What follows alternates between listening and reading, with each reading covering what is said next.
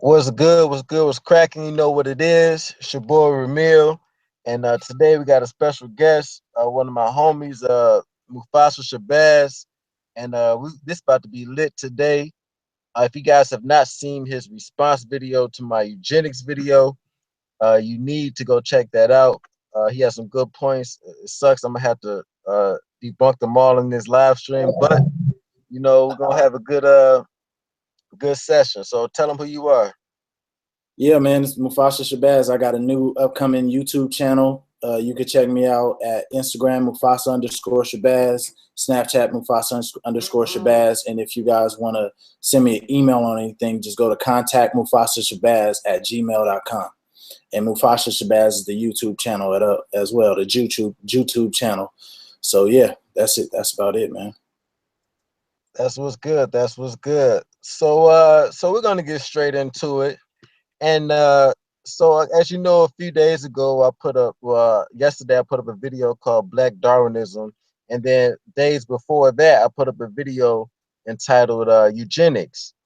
And you disagree with it, and you made a video. Can you elaborate? I've seen your response video, but just for people who haven't, can you elaborate where you disagree with me at? And yeah, we'll go from there.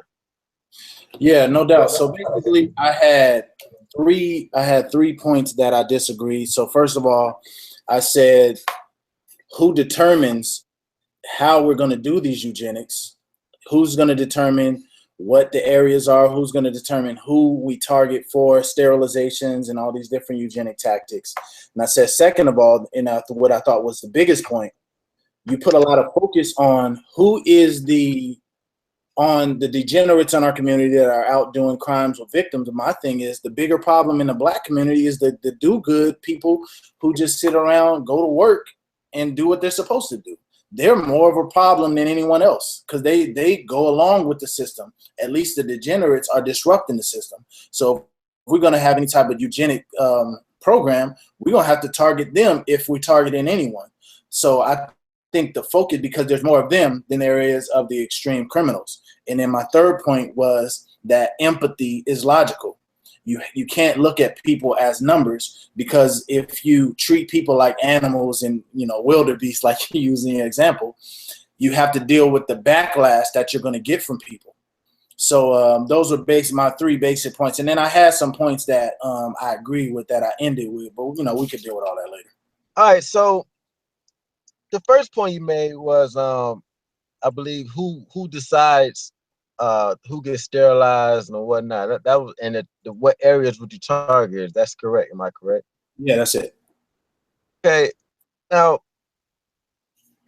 when you ask who decides who gets sterilized, what I was trying to say is you don't have to even do that. The people would decide for themselves because it's a voluntary thing. I'm not saying we force people to get sterilized. I'm saying that you volunteer to get yourself sterilized in exchange for the immediate benefits, in exchange for money in hand right then and there. And anybody who's dumb enough to do that for the short-term gain doesn't need to be having children anyway. So I was just saying you need to incentivize being sterilized because Black people are short-term thinkers, and that's the issue in the community. People having babies because of a short-term feeling. They love this person or they want to be with that person. He looked good.